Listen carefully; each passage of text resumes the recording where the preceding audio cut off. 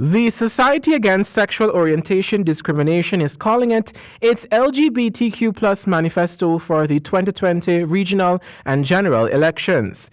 In that manifesto, the group is making 15 demands with the hopes that political parties include them in their manifestos.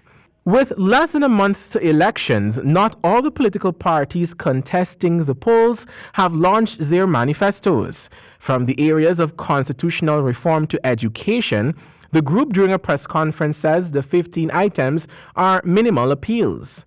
Member of SASAD Jasmine Bacchus explained that in the field of education, bullying in schools, especially against LGBTQ youths, has become a major issue. She believes that teachers from the training college level should be trained to deal with occurrences of this nature. Ensure that LGBTQ persons or youths feel safe, supported, and included in the educational system across all settlings in Guyana. Education, particularly educational institutions, are consistently rated by LGBTQ plus youths as the place they experience the most discrimination in Guyana. In the area of constitutional reform, the group expressed the view that a repeal of sections 351 to 353 of the Criminal Law Offences Act, which criminalizes same-sex intimacy, is needed.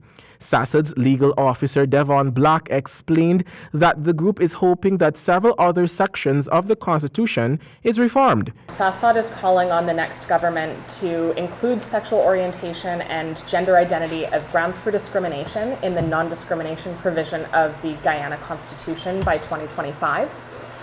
To repeal sections 351 to 353 of the Criminal Law Offences Act, which criminalize same-sex intimacy between consenting adult men in private by the end of 2020, and to include sexual orientation, gender identity, and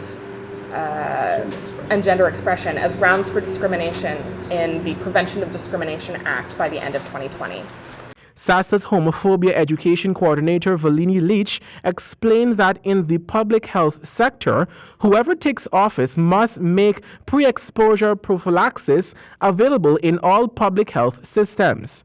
According to the World Health Organization guidelines, this should be done by January 2021.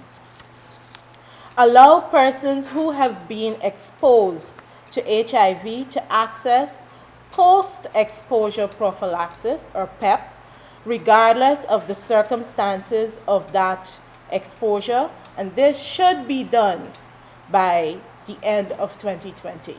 Javon Vickery, HGP Nightly News.